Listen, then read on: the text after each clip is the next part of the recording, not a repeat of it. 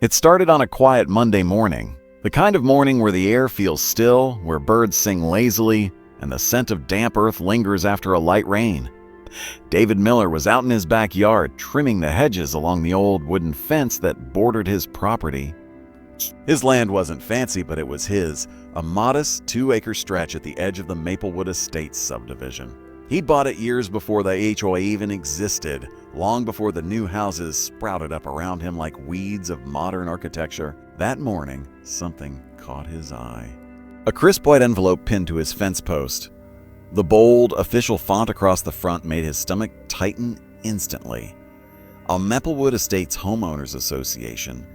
He tore it open with the unease of someone expecting bad news. Inside, the letter was cold and clinical. The HOA was notifying him that a portion of his land, specifically the wooded corner near the creek, was being reassessed as part of a community boundary adjustment.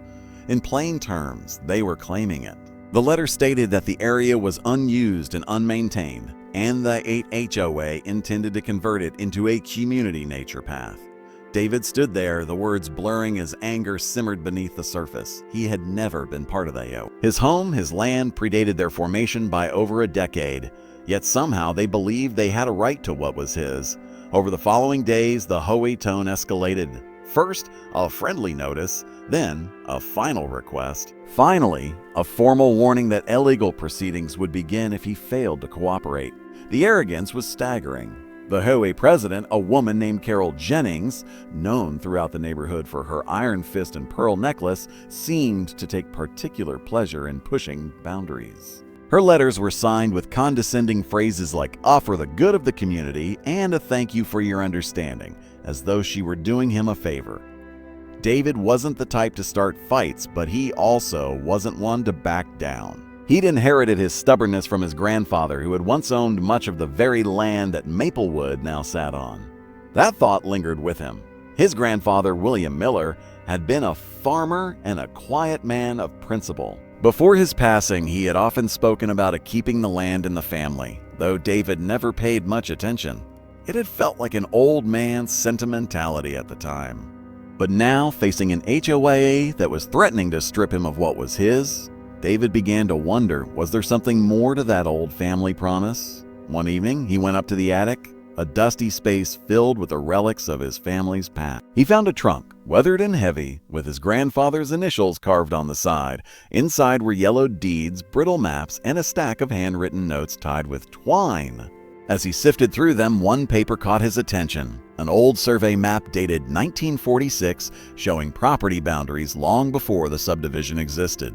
The map clearly outlined his land, extending all the way past the creek and into what the HOA was now trying to claim. But more than that, there was something strange. A small section of the map was marked with a faded red X and a name written faintly beside it, Miller Family Trust. It wasn't just property, it was legacy. The deeper he looked, the more questions he had. Why was this land part of a trust? Why had no one mentioned it before? And why was the HOA so eager to seize that particular section? The next morning, David decided to visit the county records office. What he found there would change everything. According to the archives, the land was indeed part of the Miller Family Trust, an old dormant entity created by his grandfather that still legally existed. It hadn't been dissolved, sold, or transferred, which meant the HOA had no legal claim. None. But there was something else. Something that sent a chill down his spine. The records showed that the land was listed as historically protected. The designation came from a forgotten clause related to a century-old settlement involving early township boundaries. If that was true, then not only could the HOA not take it, they couldn't even touch it. As David left the county building, the wind carried a feeling of quiet satisfaction. For the first time, he realized he had more than just ownership on his side. He had history. But what he didn't yet realize was that by uncovering that truth, he had just started a battle far larger than a property dispute. Because the HOA wasn't about to back down, and their next move would cross a line that couldn't be uncrossed. The first sign that things were escalating came only 3 days after David's trip to the county office. Early one morning, he woke to the sound of heavy machinery outside his house. Through his window, he saw a crew of contractors, strangers in neon vests, setting up survey stakes near the creek. Sir. The same creek that, according to his grandfather's map, lay well within his property. The same patch of land the HOA had tried to claim in their letters. David stormed outside, heart pounding with disbelief and anger. There, standing confidently with a clipboard in hand, was Carol Jennings herself, the HOA president. Her perfectly styled hair didn't move in the breeze as she supervised the workers. When she saw David, she offered only a stiff, polite nod before returning her attention to the clipboard. Without a single word exchanged, the message was clear. The HOA wasn't backing down. They were making their move. That afternoon, David received another envelope taped to his door. This one bore the HOA official seal, and inside was a in notice of intent. The document claimed that, following a community vote, the HOA had approved the construction of a walking path for the enrichment of all Maplewood residents.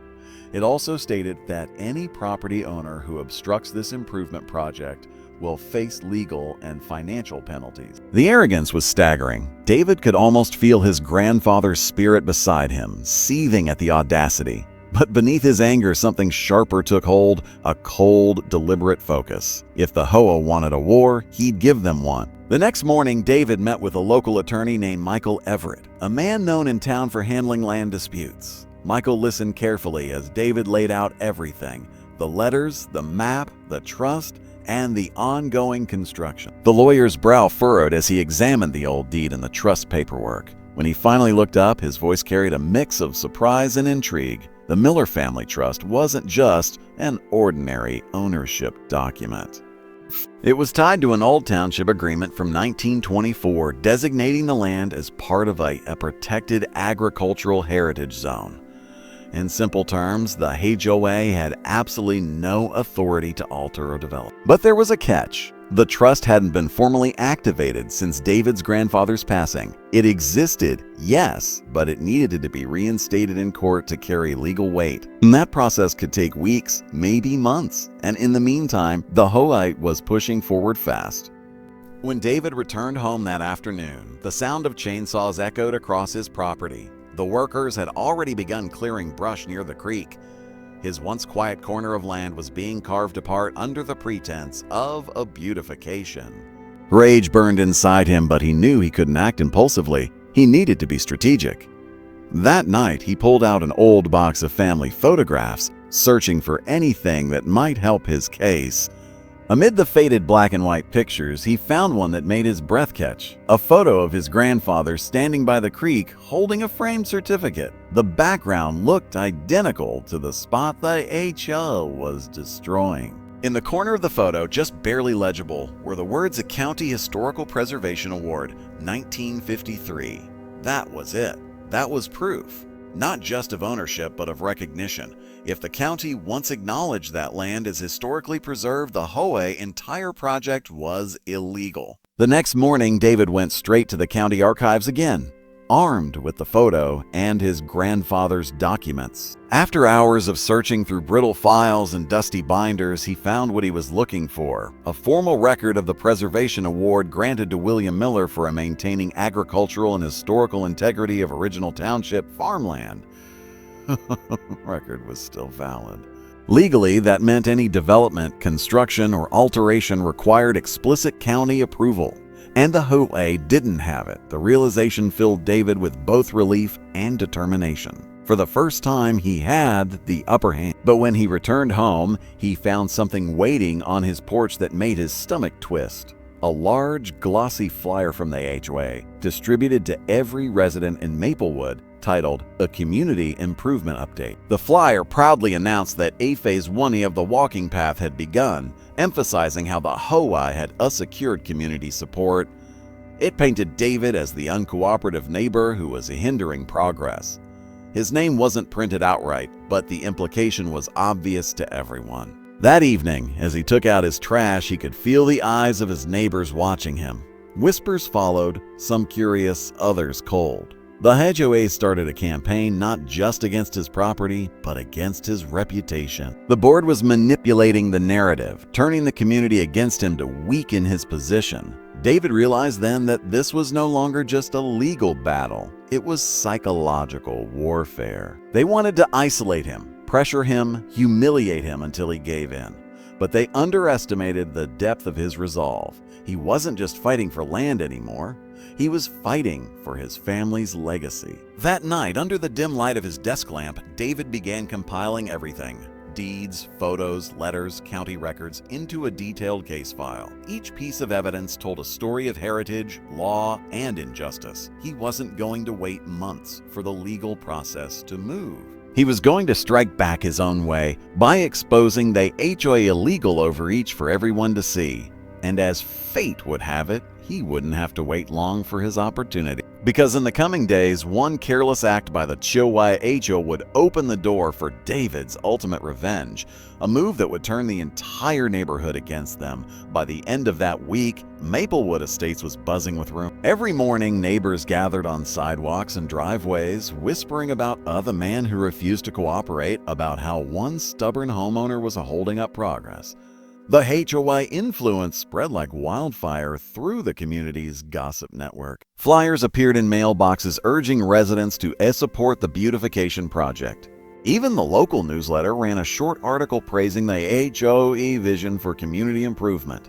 It was a calculated smear campaign, and it was working. David could feel the shift in the air. Neighbors who once waved to him now avoided eye contact. Others muttered under their breath as he passed.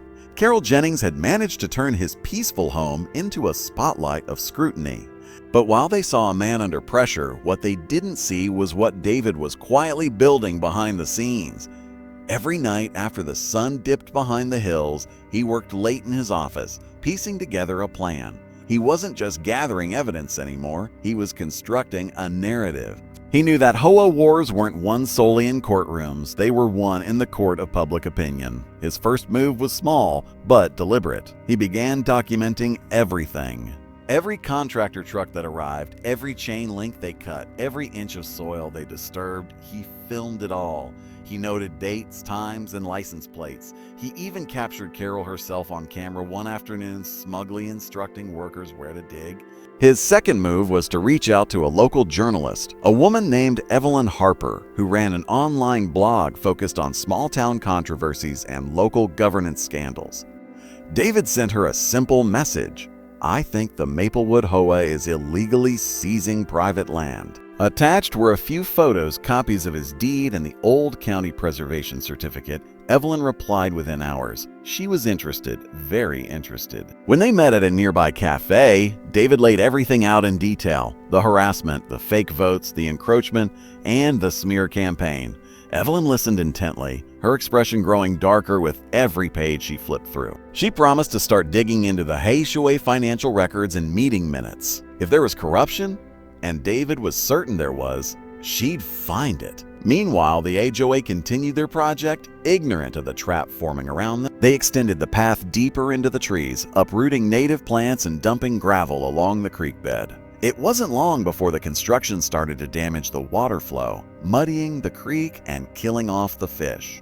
What they didn't know was that by disturbing that area, they had violated a state-level environmental protection clause attached to historically designated land. David had already confirmed it with the county office. They had just committed a major legal infraction. As the days passed, Evelyn's investigation began to uncover more than anyone expected. She discovered that Carol and two other HOA board members had personal financial ties to the construction company hired for the walking path. The same company had billed the aid through a 3 times the market rate for similar work. It wasn't just corruption, it was fraud. Evelyn published her first article under the headline, "A Maplewood HOA Accused of Land Theft and Illegal Construction." The story spread faster than wildfire. Within 24 hours, it was shared across local social media groups and community forums. Residents who had once sided with the HOA began to question what was really going on. The shift was immediate and sharp. Neighbors who once whispered now approached David cautiously, asking if the article was true. The same people who had mocked him were suddenly sympathetic, even apologetic. Carol, on the other hand, was livid. The HOA released an official statement calling the article defamatory and misleading, claiming that all approvals had been obtained through proper channels. But when the county clerk's office publicly confirmed that no such approvals existed, the HOA defense crumbled. David could almost feel the tide turning. Yet he knew this wasn't over. Carol was not the type to surrender quietly. She doubled down, calling an emergency HOA meeting and inviting the entire neighborhood to attend. The goal was clear. She intended to discredit David in front of everyone to reclaim control of the narrative before it slipped away completely. David, however, had no intention of staying silent. When the day of the meeting arrived, the community center was packed. Tension hung thick in the air as residents murmured among themselves, their curiosity feeding the electricity of the moment. Carol stood at the front, dressed sharply in a red blazer, her tone condescending but calm as she addressed the crowd. She spoke about a community unity, misunderstandings, and misinformation.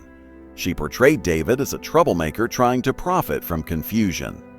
But then, when the floor opened for discussion, David stepped forward. Every eye turned to him as he placed a small stack of papers on the table, a certified copy of his grandfather's trust, the county preservation document, and the environmental violation report from the state office. The room fell silent as he spoke. His words were measured, steady, and factual. He didn't need to shout. The truth spoke loudly enough.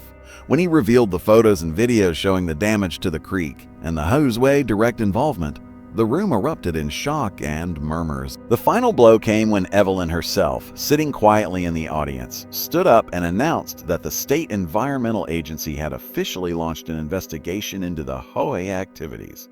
Carol's composure cracked for the first time. Her smile vanished, replaced by a look of raw disbelief and fear. The meeting ended in chaos, residents demanding answers, board members avoiding eye contact, and Carol storming out in silence. That night, for the first time in weeks, David slept peacefully. But deep down, he knew this battle wasn't finished yet. The HOA had been cornered, yes, but cornered enemies often strike hardest when desperate. And as the days ahead would prove, Carol wasn't done fighting. She was about to make one last reckless move, one that would not only destroy her position but the entire HOA itself. The following week was eerily calm in Maplewood Estates. The construction equipment vanished overnight, the contractors gone as if they'd never been there. The creek, though scarred and muddy, finally rested. For the first time in months, David felt a fragile sense of peace return to his home. But experience had taught him that peace, when it came from people like Carol Jennings, was never genuine. It was the silence before a storm. Word spread quickly that the HOA was under official investigation. County inspectors had visited the site twice already, taking photos and samples from the damaged creek bed. Evelyn's article had gained massive traction, picked up by local news outlets. It transformed the HOA scandal into a regional talking point. Residents who once attended HOA barbecues now avoided the board entirely. But Carol hadn't resigned. She hadn't apologized. In fact, she hadn't been seen in public since the disastrous meeting, and that absence made everyone uneasy. One evening, as David sat on his porch watching the sunset stain the horizon orange, he noticed something strange. A black SUV slowed in front of his driveway, idling for a few seconds before moving on. It happened again the next night, and again the night after that. No plates he recognized, no driver he could see clearly. It was subtle intimidation, the kind of petty threat Carol was known for when cornered. He began to keep his lights on at night, his cameras recording every inch of the property. Still, the unease grew. A few days later, an envelope appeared on his porch. No HOA letterhead this time, just a plain white envelope with his name scrawled in angry, slanted handwriting. Inside was a single page. "You've gone too far. This will end one way or another." No signature. No date, just those words. David stared at it for a long time, his pulse steady, his jaw tight. Fear wasn't what he felt, it was clarity. He knew exactly who sent it. Carol was unraveling. Her power was slipping away, and she was desperate to regain control. The next day confirmed it. A county inspector arrived at David's property, visibly annoyed. According to him, a neighbor complaint had been filed accusing David of illegal dumping near the creek. It was a transparent ploy, a last-ditch effort to flip the narrative, to paint him as the culprit behind the environmental damage. Fortunately, the inspector had already reviewed the previous reports. The evidence didn't support the... He left apologizing for the inconvenience, but the message was clear. Carol was still trying to fight even as the walls closed in. Later that week, Evelyn called with an update that sealed the HOA. Her investigation had uncovered financial records linking Carol to thousands of dollars in unaccounted HOA funds, money allocated for landscaping and maintenance projects that never happened. Even worse, several payments had gone directly to a shell company registered under her husband's name. It was undeniable fraud. Evelyn planned to publish everything in her follow-up article, but she warned David to stay alert. People like her don't go down quietly, she said, and she knows you're the reason she's being exposed. That night, the storm finally broke, literally and figuratively. A violent thunderstorm rolled through Maplewood, lightning flashing over the hills and rain hammering rooftops. Around midnight, a motion alert pinged on David's phone. He opened his security feed and froze. Through the grainy night vision footage, he saw a figure near the creek, someone in a raincoat dragging what looked like a canister. The person bent down near the waterline, then suddenly a bright flash of light illuminated the screen. Fire! The figure was trying to burn something. Without hesitation, David grabbed his phone and called 911. By the time firefighters arrived, the rain had already subdued most of the blaze. The figure was gone, but the damage was unmistakable. A section of the creek's bank was scorched, and the remnants of paper documents floated among the debris. Oh. The investigators found charred fragments of HOA files, likely taken from their office. The intent was obvious. Someone had tried to destroy evidence, and given the timing, there was no doubt who was responsible. Within 48 hours, the county sheriff's department executed a search warrant on the HOA office. Boxes of documents were seized, hard drives collected, and Carol Jennings was taken in for questioning. The news spread across Maplewood like wildfire. For years, Carol had acted untouchable, her control over the neighborhood absolute. Now she was being led out of the HOA building in handcuffs, her once perfect composure shattered beneath the flashing red and blue lights. The community erupted in shock and quiet vindication. People who had feared her now spoke openly about her bullying, her threats, her misuse of power. One by one, residents came forward with their own stories of fines, intimidation, and arbitrary rule enforcement. The myth of Carol Jennings collapsed overnight. But for David, it wasn't celebration he felt. It was something heavier, closure mixed with sadness. This had started as a simple fight over land, a matter of principle, but it had turned into something far darker. Still, he couldn't deny the satisfaction of knowing his grandfather's legacy had survived. The land remained untouched, and the trust, now fully reinstated through the courts, was legally ironclad. It would never fall into the hands of the HOA or anyone else again. When Evelyn's second article dropped, titled "A HOA President Arrested Amid Corruption and Fraud Scandal," Maplewood Estates became the cautionary tale for every neighborhood in the county. The article's final lines summed it up perfectly. One man's fight to protect his family's land revealed the cracks in a system built on power and greed. In the weeks that followed, the HOA dissolved entirely. A community vote disbanded the board, transferring oversight of neighborhood matters to the county. Carol resigned publicly, her reputation in ruins. She eventually moved away, her house sold quietly to a new family. And for the first time in a long time, the neighborhood felt free. Yet for David, one mystery still lingered. Among the burned remnants recovered from the creek that night, investigators found part of a folder labeled a Phase 2 expansion. The details were gone, but the name alone hinted that Carol's walking path had been just the beginning of something bigger, something planned long before he received that first letter. What exactly she had been building toward, he might never know. But in the end, it didn't matter. The land was safe. The truth was out, and justice, however slow, had arrived. As autumn settled over Maplewood, David stood once more at the edge of his property, the golden leaves swirling around his boots, the creek glinting in the sunlight. He could almost hear his grandfather's voice in the rustling trees, quiet, proud, at peace. The fight was over. But the story of how one man defended a forgotten piece of history would echo through the town for years to come. In the weeks following the downfall of the HOA, Maplewood Estates underwent a strange transformation. The once pristine, manicured lawns that had symbolized conformity were now untamed, almost rebellious in their imperfection. Residents who once feared inspection notices now let their children play freely in the streets. The neighborhood, stripped of its rigid order, began to breathe again. Yet beneath the newfound peace, there was an undercurrent of unease, an echo of something unresolved.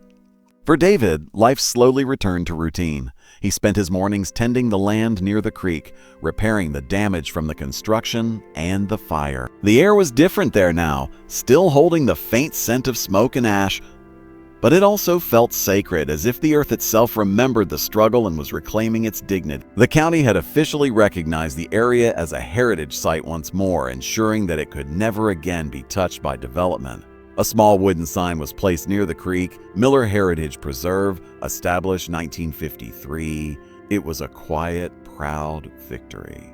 But one afternoon, as David was clearing fallen branches, he noticed something odd near the far corner of the property. A small patch of disturbed soil, freshly dug as though someone had buried something there not long ago. The sight triggered an unease deep in his chest. He grabbed a shovel and carefully turned the dirt. After a few minutes of digging, the blade struck something solid, a metal box, rusted and heavy. Inside was a stack of papers wrapped in plastic. The top document bore the Maplewood HOA letterhead, dated 6 months earlier. A Phase 2 development proposal. The same words that had appeared on the charred folder investigators found by the creek. David read in silence as the truth unfolded before him. The proposal detailed a secret plan by the HOA to expand Maplewood's boundaries by purchasing or forcibly acquiring surrounding private lands. The end goal was a luxury housing extension called Maplewood Hills, complete with a new clubhouse, golf course, and artificial lake. His property, the Miller land, had been listed as the first phase of a community integration. They hadn't just wanted a walking path, they'd wanted everything. As he read further, something else caught his eye. Attached to the proposal were emails between Carol and a local real estate developer. The correspondence was blunt and transactional. Carol had promised to deliver access to the land in exchange for a personal investment cut 10% of the project's profits. It wasn't just about greed, it was betrayal of the entire community. She had planned to sacrifice the neighborhood's trust for her own financial gain. David sat on the damp earth for a long while, the papers in his lap, the sound of the creek filling the silence. He thought of the neighbors who had once believed in her, who had defended her even when her rules made their lives miserable. He thought of his grandfather and the legacy she'd nearly destroyed. There was anger, yes, but also clarity. The past wasn't buried here. It had been waiting.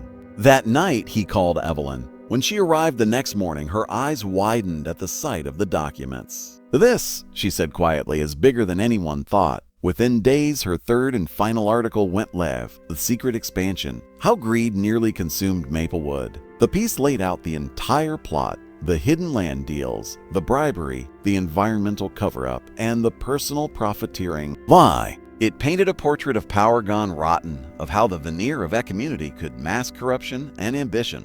The story exploded. News outlets from neighboring counties picked it up. Interviews followed. David, once an invisible homeowner on the outskirts of a suburban maze, became a reluctant symbol of resistance.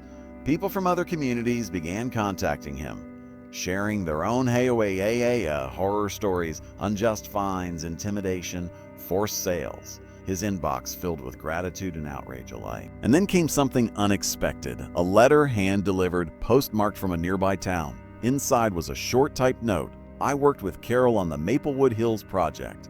She wasn't the only one. Be careful who you trust." There was no signature. Only an old business card tucked inside, bearing the logo of A Fairmont Land Holdings, the same developer mentioned in the documents. David's stomach tightened. He had thought the war ended with the HHI fall.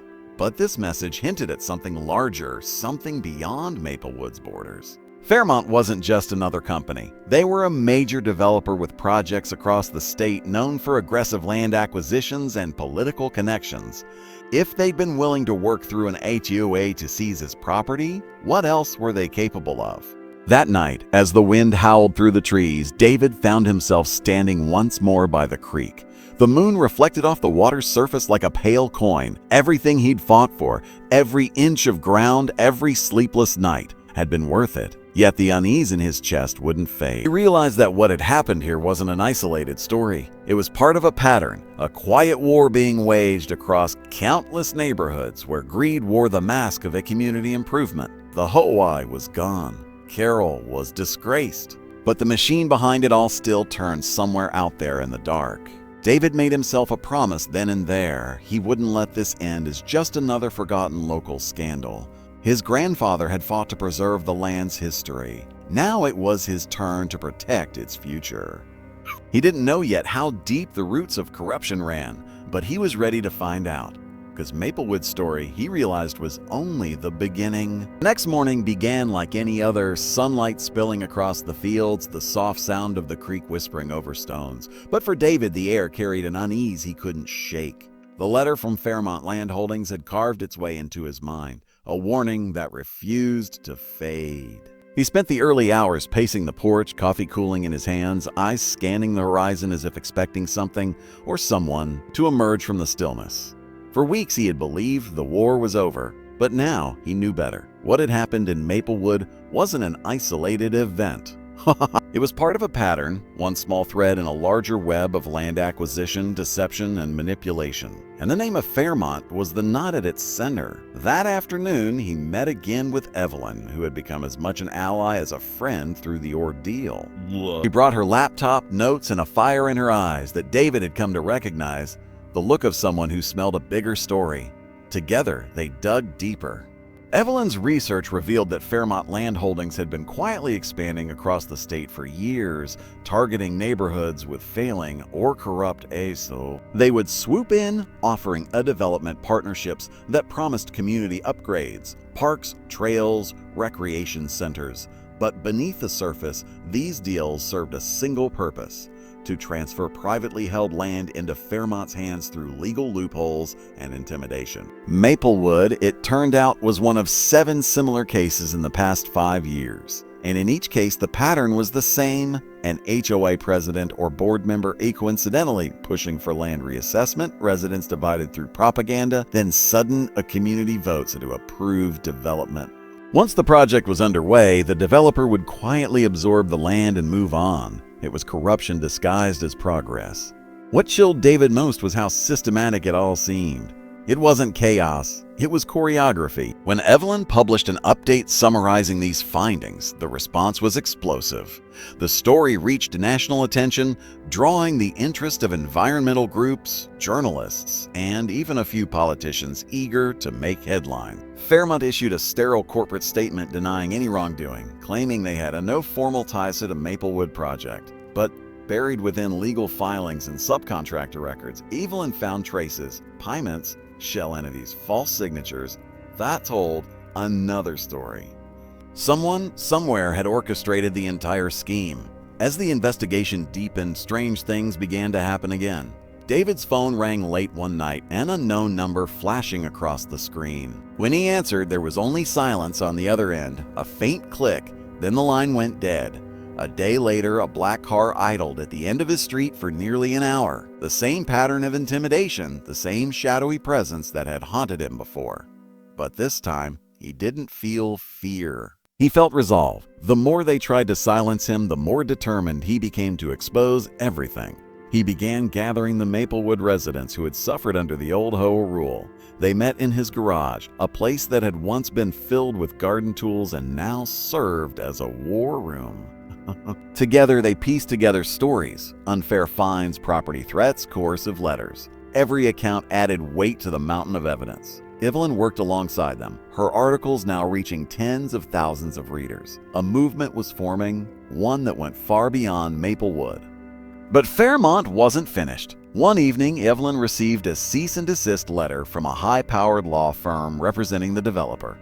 It accused her of defamation, demanded she remove her articles, and threatened legal action. The tone was cold, confident, and unmistakably designed to intimidate. David read the letter and laughed bitterly. "They're afraid," he said quietly. They wouldn't threaten if they weren't afraid. The next morning, Evelyn filed a counterstatement through her publication's legal team, refusing to retract a single word. She had evidence. They had truth.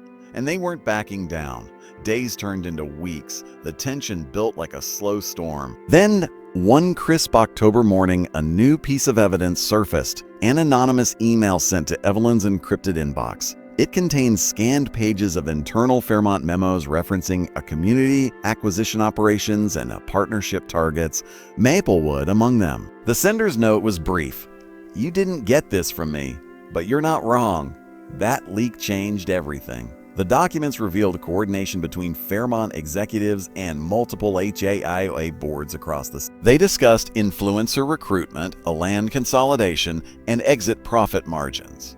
It was a smoking gun, the kind of proof that could trigger federal investigation.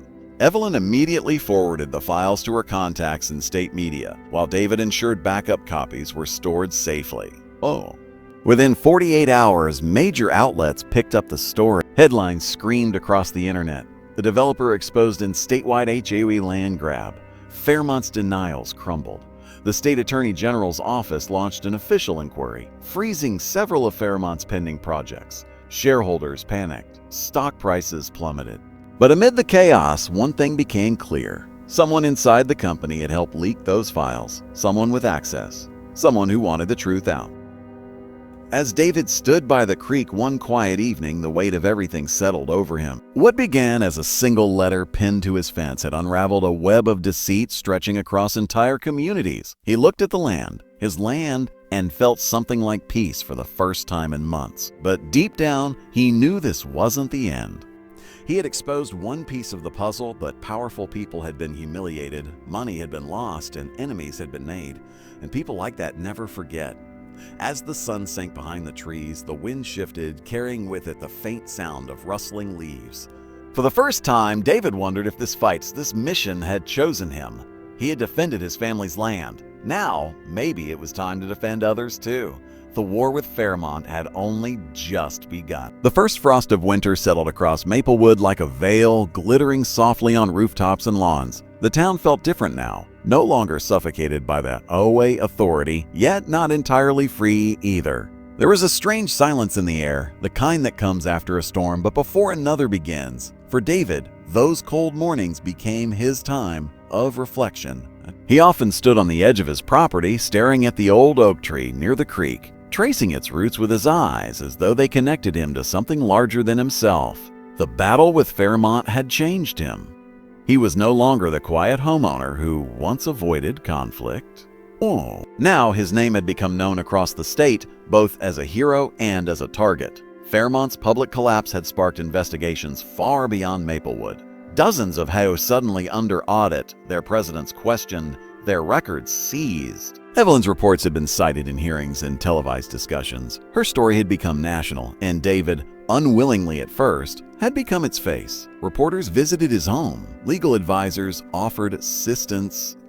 Even community activists began reaching out, seeking advice on how to protect their land from similar manipulation. It was flattering, yes, but also heavy. The spotlight was never something David wanted. Still, he couldn't turn away. Every story he heard echoed his own. Families bullied, small properties stolen, generational land quietly transferred to corporate hands. It was a pattern that stretched further than anyone had imagined. He started documenting everything, creating what he called the Homefront Project, a database of testimonies and evidence from victims of HOA exploitation. It was tedious, meticulous work, but it gave him a sense of purpose. Evelyn helped spread awareness through her articles, and soon the project became a movement. But as support grew, so did the pressure. Anonymous messages appeared again, some mocking, others threatening. A single envelope arrived one day with no return address, containing only a newspaper clipping and 2 words scrawled in red ink. "Stop digging." David reported it, but the police couldn't do much without a suspect. Probably just a crank," one officer said. But David knew better. The handwriting wasn't random. It was deliberate, calm, and almost professional. It wasn't a warning from a stranger. It was a message from someone with something to lose. A week later, Evelyn called with grim news. A source she had relied on for months, someone inside Fairmont, had gone silent. Their email was deactivated, their phone disconnected. Attempts to trace their communications led nowhere. Evelyn feared the worst. David told her they had to be careful. What they were uncovering was no longer about zoning or property lines, it was about power. He had come to understand that HOA were merely the surface layer. Beneath them was an ecosystem of developers, lobbyists, and attorneys who thrived on control, weaving influence into communities like roots beneath the soil. Taking them on wasn't a single victory, it was a lifelong campaign. And like any campaign, it required sacrifice. That realization came sharply one evening when David returned home to find his mailbox torn off its post, the wooden stump still smoking from what appeared to be a small explosion. It wasn't powerful enough to harm anyone, but it sent a message clear as daylight. We're watching.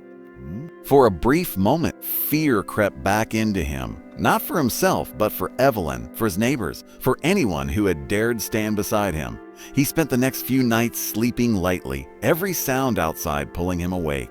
But fear alone had no power over him anymore. It only sharpened his resolve. He began consulting with legal experts who specialized in corporate corruption, preparing to turn the Homefront Project into a formal nonprofit. If they wanted him to stop, he'd go bigger. If they wanted silence, he'd amplify the noise. As winter deepened, cracks began forming not in David's spirit, but in Fairmont's foundation. Internal whistleblowers emerged, revealing more about the web of companies and dummy HOA they'd created to manipulate communities. Some executives quietly resigned, while others faced subpoenas.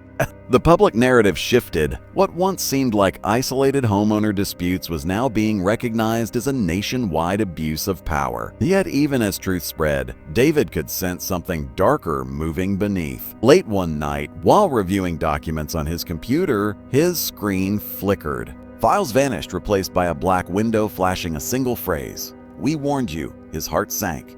His system had been breached. Within seconds, his entire digital archive was corrupted, months of data wiped out. It was a calculated strike, clean and precise.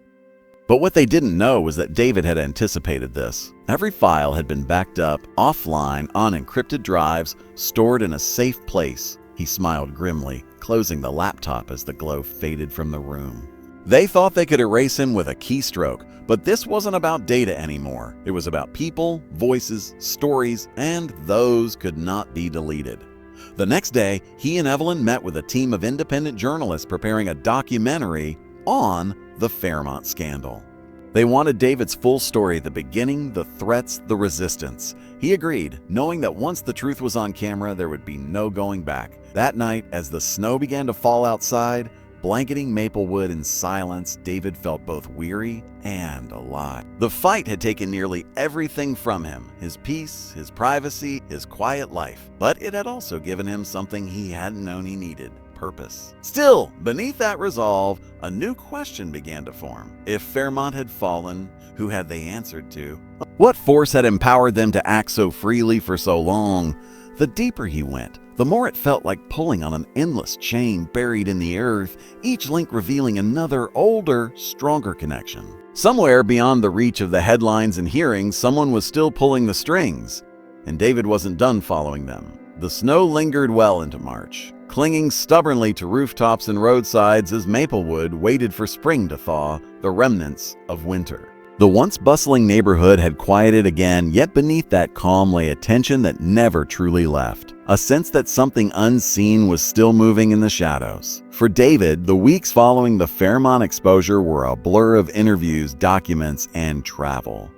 The documentary was in post-production now, with editors weaving together footage from his home, Evelyn's reports, and public hearings across the state.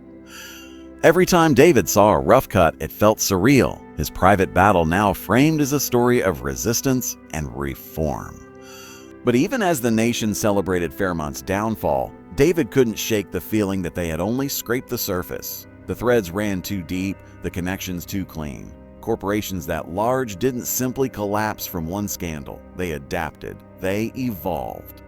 And as he would soon learn, they rebranded. The clue came through an unmarked package left on his doorstep one rainy evening. Inside was a single USB drive and a handwritten note. If you want the truth, don't stop at Fairmont. Look at Caldwell Estates Group.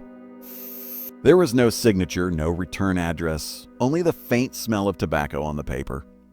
David plugged the drive into an old offline laptop, wary of another digital attack. What he found made his blood run cold. The files were internal correspondence between Fairmont executives and a real estate investment trust called Caldwell Estates Group, based out of Chicago. The emails predated the scandal and outlined asset transition protocols, effectively transferring ownership of Fairmont's pending projects to Caldwell, a move that had taken place quietly, just weeks before Fairmont's public implosion. They hadn't been destroyed, they had shed their skin. The machine still lived. New name, new logo, same people. The pattern was unmistakable. Every time public pressure built, they would dissolve and reform under a new name, burying their past behind layers of legal jargon. It was the corporate equivalent of cutting off a hydra's head, only to see two more grow in its place. David immediately reached out to Evelyn, who confirmed through her contacts that Caldwell had already begun acquiring new land parcels in nearby counties. Their method was slightly more sophisticated this time. No HOA takeovers, no overt intimidation. Instead, they were buying distressed properties through shell companies and converting them into a private residential trusts hidden under obscure clauses in property law. To the public, it appeared clean, but David knew better. It was the same corruption refined. He realized then that exposing Fairmont had not ended the fight. It had forced the enemy to adapt. And now he faced a harder truth. To stop them, he'd have to go beyond Maplewood, beyond state lines, and into a system designed to protect power from accountability. The thought was overwhelming, but retreat was no longer in his nature. He had seen what ignorance allowed. He wouldn't let it happen again. The final act of his story began not with confrontation, but with connection. Across the country, homeowners began reaching out. Families in Nevada, retirees in Florida, veterans in Arizona, all with eerily similar stories of a community redevelopment that sounded far too familiar. David saw the pattern forming, a network of manipulation stretching coast to coast. With Evelyn's help, he expanded the Homefront project into a national coalition. Lawyers, journalists, and community leaders joined, pooling evidence into one living archive of exploitation. For the first time, ordinary people had a centralized voice against the machinery that preyed on them. The movement grew rapidly, fueled by viral clips from the documentary and stories shared online. Lawmakers took notice. Within months, new proposals began surfacing. Bills to increase transparency in HOA governance, to limit developer influence, to protect homeowners from forced land transfers. David watched from his porch one morning as a camera crew prepared to film an update segment. Snow was melting around the oak tree, revealing the old stone marker beneath, one that bore his great-grandfather's initial. He thought about how it all began. A simple letter on his fence, a demand to surrender land that wasn't theirs to take. That single act of arrogance had unleashed something unstoppable. As he stood there, he realized this fight was no longer his alone. It had become a story about ownership in the truest sense, not of land, but of justice, of dignity, of one's right to stand against systems built to silence. The film premiered later that spring. It was called The Line They Couldn't Cross. Audiences around the country watched, outraged and inspired in equal measure. David's quiet battle had become a spark for reform. HOA and developers that had once operated in silence now faced scrutiny. Whoa, the name of Maplewood became a symbol of defiance, of resilience, of the idea that one voice, armed with truth, could ripple far beyond its borders. Yet even amid victory, David remained vigilant. He knew Caldwell and others like them would never truly disappear. There would always be another company, another contract, another plan disguised as progress. But now they would face resistance at every step. The chain had been broken. Not because it was cut, but because too many hands now held it together. On the final evening of filming, Evelyn asked David what he would do next. He looked out at the sunset spilling gold across his land and answered simply, though no cameras caught it, he would keep the land safe, not just for himself, but for everyone who came after. As the credits rolled on the line, they couldn't cross, the screen faded to black, and one final message appeared. This story is based on true events still unfolding. The fight for home begins where you stand. And somewhere in a quiet neighborhood far from Maplewood, another letter was being slipped under a door, bearing a familiar tone and a familiar mistake. Because they never truly learned. But this time, the world was watching.